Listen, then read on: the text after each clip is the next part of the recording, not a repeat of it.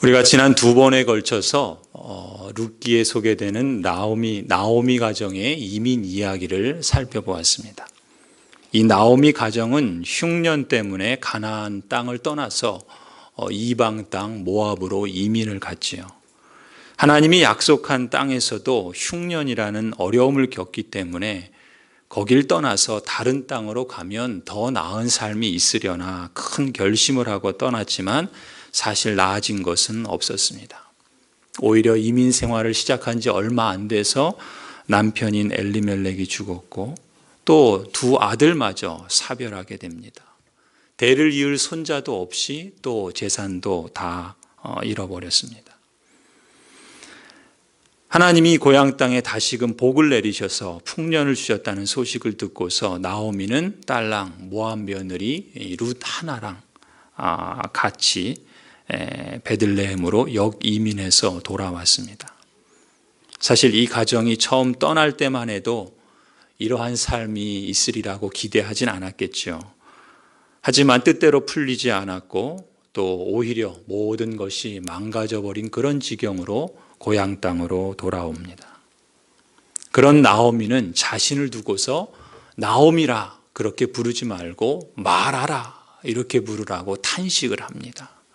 오늘 성경에 있는 것처럼 나오미라는 말은 기쁨이라는 뜻이고 마라라고 하는 말은 괴로움이라는 뜻입니다. 자신의 이름을 그 부모님이 기쁨이라고 나오미라고 불러주었는데 자신의 그 기구한 생을 통해서 더 이상 자신을 기쁨이라고 말하지 말라는 겁니다. 자신의 삶은 마라, 괴로움, 그것이 가득한 삶이라고 그렇게 탄식하는 것이죠. 이렇게 막상 고향으로 돌아오긴 했는데 그렇다고 해서 그 생활이 금방 나아진 것은 아니었습니다. 그나마 며느리 룻이 나가서 남의 밭에서 이삭 줍기를 하면서 그 떨어진 이삭을 주어서 하루하루 끼니를 해결했습니다. 이 나오미에게 또 이 룻에게 이렇게 힘들고 고달픈 삶 속에서도 과연 소망이 있을까? 과연 이 괴로움을 덜어줄 만한 위로는 어디서 찾을 수 있는 건가? 변화의 역사가 시작되는 대목이 바로 이 룻기 2장입니다. 이 룻기 2장 1절에 보시면 그 변화의 주역이라고 할 수 있는 한 사람을 소개합니다. 나오미의 남편 엘리멜렉의 친족으로 유력한 자가 있으니 그의 이름은 보아스더라. 여기서 처음 보아스라는 인물이 소개됩니다. 그리고 이어지는 이야기는 이렇습니다. 이 룻이 시어머니 나오미를 공경하고 섬기기 위해서 이삭 줍기라도 하겠다는 마음으로 남의 밭에 가서 이삭을 줍지요. 이방녀인 룻이 이삭을 줍기 위해서 갔던 밭이 우연하게도 먼 친족벌인 보아스라는 사람의 밭이었습니다. 또 공교롭게도 이 보아스가 베들레헴에서 내려와서 밭을 둘러본 날이 때마침 룻이 찾아온 그날이기도 했습니다.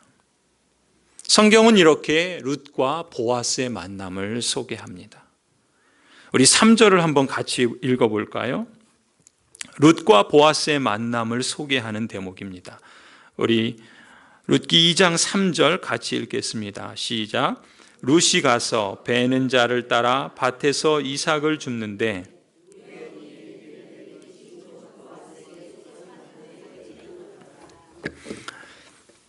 예, 3절을 보시면 거기 흥미로운 표현이 있죠. 우연히라고 하는 표현입니다. 이 룻기를 기록한 성경 저자는 룻과 보아스의 만남이 우연히 이루어진 만남이다 이렇게 기록을 하고 있습니다. 굳이 성경에서 그 만남을 우연히 이루어졌다 이렇게 기록할 만한 이유가 있을까요? 그냥 룻도 의도적으로 보아스에게 접근한 것도 아니고 또 그렇다고 보아스도 룻에게 그렇게 의도적으로 접근한 것이 아니다. 그냥 어찌어찌 하다 보니까 우연히 만난 것이다. 그런 의미겠지요. 사실 어떻게 보면 대부분의 만남은 우연히 이루어집니다. 처음부터 의도적으로 만나는 경우보단 어찌어찌 하다 보니까 인연이 돼서 만나는 것이 사람들 간의 만남이지요. 교회라는 만남도 어쩌면 이 나옴이나 또 룻이나 또 보아스의 만남과도 같다고 봅니다. 우리 각자의 입장에서 보면은 우연히 이루어진 만남이 교회인 것이죠. 여러분이 고향제일교회에 나오게 된 계기를 한번 생각해 보십시오. 되게 우연히 그냥 나오게 되지 않았습니까? 어찌어찌 하다 보니까 고향동에 이사 오게 됐고, 또 어찌어찌 하다 보니까 우연히 내과 옆에 있는 교회를 찾게 되었고, 또 어찌어찌 하다 보니까 친구 따라 강남 간다고 아는 사람 다니는 곳이라서 따라 나오기도 하고, 뭐 그런 거 아닙니까? 혹 여러분 중에 나는 처음부터 운명적으로 고향제일교회라는 곳으로 나올 수밖에 없는 그런 운명을 타고났어, 뭐 이렇게 생각하는 분이 계십니까? 그냥 다 어찌어찌 하다 보니까 우연히 이루어진 만남이 바로 이 만남 아니겠습니까? 보아스와 룻의 만남도 이렇게 우연히 만났다, 그렇게 표현합니다. 그런데 이어지는 4절을 보면 또 흥미로운 표현이 이어져 나옵니다. 우리 4절도 한번 같이 읽어볼까요? 같이 읽겠습니다. 시작. 마침 보아스가 베들레헴에서부터 와서 베는 자들에게 이르되 여호와께서 너희와 함께 하시기를 원하노라 하니 그들이 대답하되 여호와께서 당신에게 복 주시기를 원하나이다 하니라. 아멘. 4절을 보면은 그 첫 번째 단어가 참 저에게는 흥미롭습니다. 마침 보아스가 베들레헴에서부터 와서 베는 자들에게 이르되 여호와께서 너희와 함께 하시기를 원하노라. 이 마침이라는 단어를 저는 밑줄을 긋고 싶습니다. 왜 여기서 하필 마침이라는 표현을 쓰고 있는 걸까요? 3절에서 뭐라 그랬습니까? 이방 여인 룻이 이삭을 줍기 위해 갔던 밭이 우연하게도 보아스의 밭이었다, 그렇게 표현해 놓고는 바로 이어서 보아스가 베들레헴에서 내려와서 자기 밭을 둘러본 날이 공교롭게도 마침 룻이 찾아온 날이었다. 저는 이 성경을 읽으며 마치 두 사람의 만남이 우연이었던 것 같으면서도 마침 만날 수밖에 없는 운명적인 만남이 아닌가, 그런 느낌을 느끼게 됩니다. 그런데 사실 우리가 이 룻기 4장 전체를 읽어보시면요, 한번 짧습니다. 한번 읽어보시기 바랍니다. 이 룻과 보아스의 만남은 정말 운명적인 만남이었습니다. 여러분 4장 13절을 한번 가보실까요? 4장 13절에 이렇게 기록합니다. 이에 보아스가 룻을 맞이하여 아내로 삼고 그에게 들어갔더니 여호와께서 그에게 임신하게 하심으로 그가 아들을 낳은지라.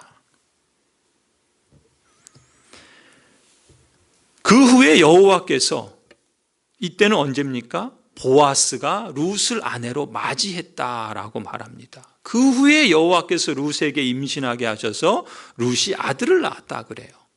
그리고 그 시어머니 나오미가 아기를 받아 품에 품고 그의 양육자가 됩니다. 소망이 끊겼던 나오미에게도 이제 아기가 생기고 드디어 손에 잡히는 소망이 생긴 것입니다. 4장 15절도 보시면요, 이는 내 생명의 회복자이며 내 노년의 봉양자라. 곧 너를 사랑하며 7 아들보다 귀한 내 며느리가 낳은 자로다. 나오미의 이웃들이 나오미에게 축하하면서 축복하면서 노래하는 찬송입니다. 이 아기가 누군가? 이 보아스와 룻이 만나서 낳은 그 아기를 나오미가 자기의 품에 안고 있을 때 그것을 본 주변에 이 나오미의 이웃들이 하는 말입니다. 이 아기는 나오미 당신의 생명의 회복자이다. 당신의 노년의 봉양자이다.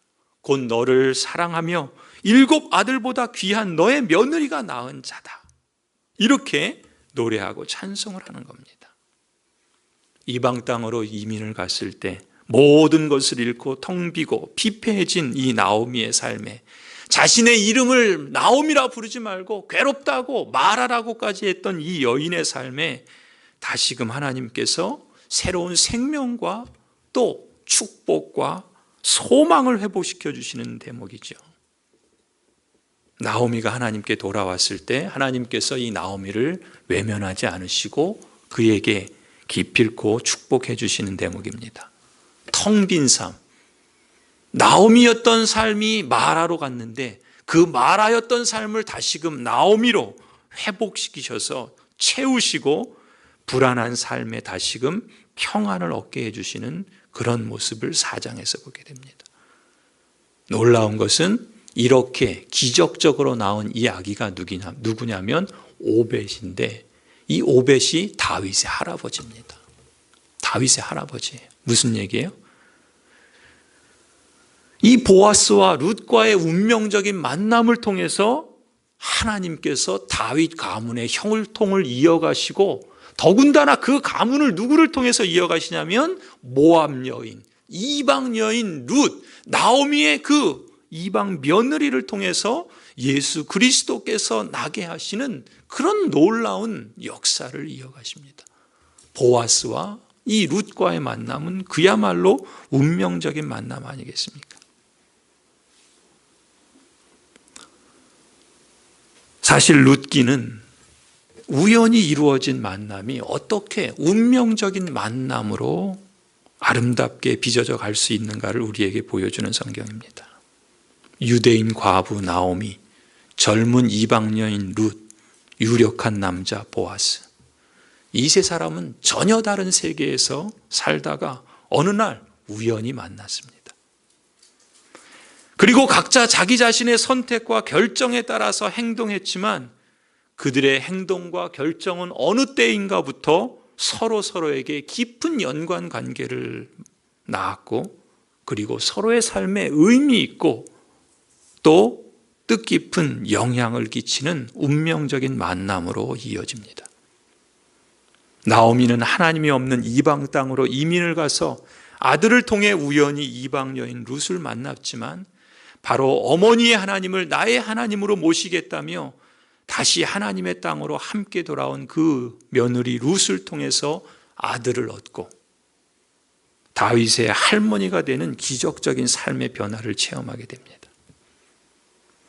또 룻은 헤세드의 정신으로 시어머니 나오미를 섬기겠다며 이방 여인이지만 하나님을 섬기겠다고 하나님을 믿겠다는 그런 힘든 선택을 내리고 자기의 고향 땅 모압을 떠나서 하나님이 계신 약속의 땅 베들레헴까지 왔습니다. 거기서 우연히 보아스를 만나는데 이 보아스를 통해서 이방 여인이지만 다윗의 가문을 잇게 되고 예수님의 족보에 기록되는 영광된 신분을 얻게 됩니다. 또 보아스는 이제 후에 보게 되겠지만 마침 자기 밭에 나갔다가 이방 여인 룻을 만납니다. 룻에 대해서 이제 알아보게 되죠. 그 여인이 근면하고 충직한 헌신으로 그 시어머니를 섬기는 여인이라는 것을 알게 됩니다. 그래서 그 여인의 그 헌신을 그 보아스는 보상하는 역할을 기꺼이 자원해서 이 나오미와 룻을 그 쓴 마라의 괴로움의 생활에서 나오미의 기쁨의 삶으로 다시 채워주는 그런 헤세드를 베풉니다. 그러면서 이 보아스는 다윗의 가문을 이어가는 겁니다. 사실 이 룻과 보아스, 이 나오미 세 사람의 만남은 우연히 이루어진 만남이지만 그러나 사실 하나님의 편에서는 이 만남은 운명적인 만남인 것입니다. 결코 우연이 아닌 것입니다. 마치 두 사람의 만남이 우연인 것처럼 성경은 기록을 하고 있지만 오히려 그러한 방식을 통해서 성경은 이 룻과 보아스의 만남이 보이지 않는 하나님의 섭리의 손길에 있었다라는 것을 역설적으로 강조하고 있는 겁니다. 대놓고 표현하지 않고 하나님의 섭리적 인도를 의도적으로 숨김으로써 믿음의 눈이 아니면 보이지 않는 하나님의 역사를 강조하는 역설법을 우리에게 보여주고 있는 겁니다. 이런 식으로 성경이 확증해 주는 사실이 있죠. 그것은 무엇입니까? 하나님은 만남을 통해서 일하신다는 겁니다. 하나님은 만남을 통해서 일하십니다.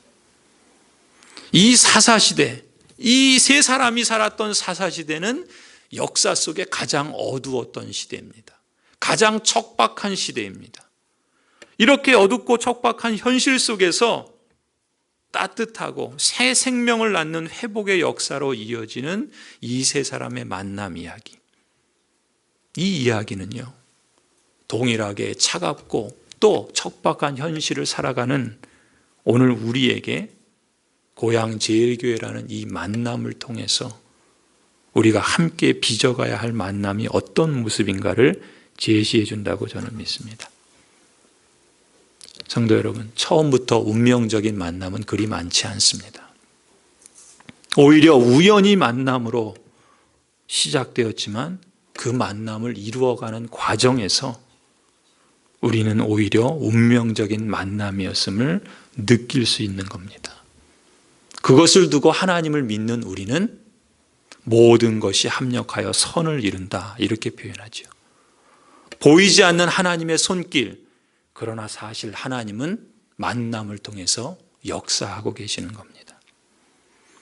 우리가 선택한 우연한 만남이라 할지라도 하나님의 섭리 아래 있을 때 그것이 운명적인 만남이었다는 것을 느끼고 고백하는 겁니다. 비록 우연히 만났지만 고향제일교회라는 한 울타리 안에서 빚어가는 우리들의 이야기 속에도 하나님의 손길이 함께하고 있다는 것을 짐작할 수 있습니다. 앞서 고향제일교회에 나온 계기가 어찌 보면 다 우연히 이루어진 만남 같지만 지금 돌아보면 그때 그 일들 이면에 하나님의 섭리와 손길이 있다는 것을 여러분 느끼지 않으십니까? 제 자신의 경우만 봐도 그렇습니다. 제가 지금 이 자리에서 설교할 수 있는 것도 하나님의 그 섭리의 손길이 있다라고 저는 믿습니다.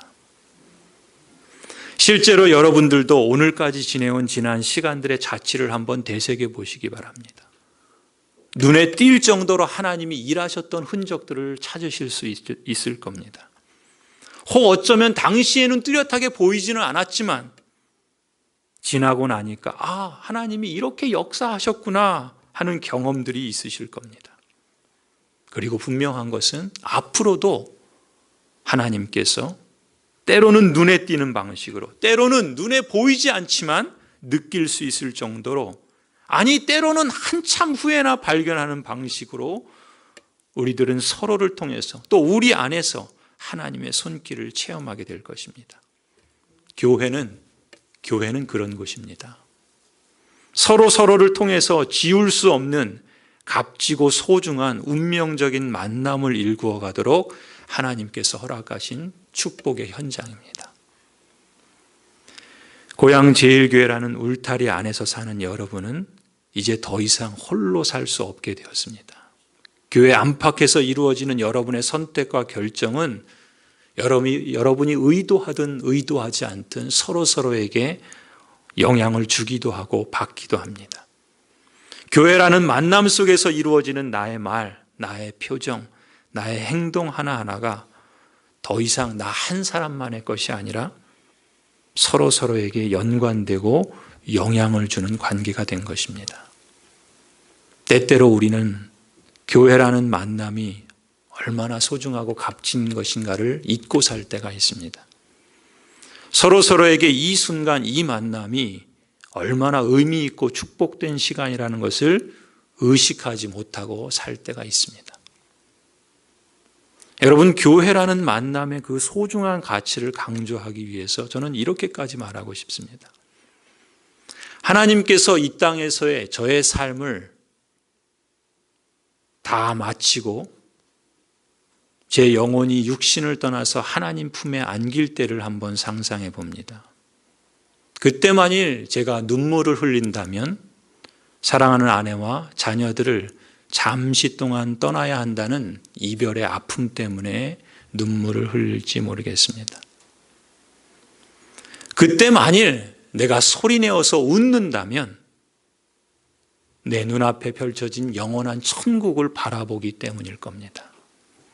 또 그리고 그때 만일 내가 미소를 짓는다면 내가 목회하면서 섬긴 교회 생활을 통해서 인생의 그 소중한, 그 중요한 시간들을 함께 했던 사람들과 그 소중한 얼굴들, 그리고 그 복된 만남들을 떠올리면서 기쁨과 감사의 뜻으로 미소를 짓게 될 것입니다. 저는 이 땅에서의 마지막 순간을 그렇게 웃으며 미소를 띠며 맞이하고 싶습니다. 그러려면 지금 내게 주어진 이 순간, 또 내게 주어진 하루하루의 시간을 그만큼 값지고 소중하게 살아가고 싶습니다. 우리 삶이 언제나 그렇게 풍족하고 또 언제나 그렇게 여유롭고 또 언제나 그렇게 건강한 것은 아니지만, 그렇다고 가난하다고 분노하고 아프다고 원망하고 바쁘다고 귀중한 시간을 세상에 다 허비하며 살고 싶지는 않습니다. 여러분에게도 저와 같은 마음이 있기를 바랍니다. 여러분의 교회 생활이 그랬으면 좋겠습니다.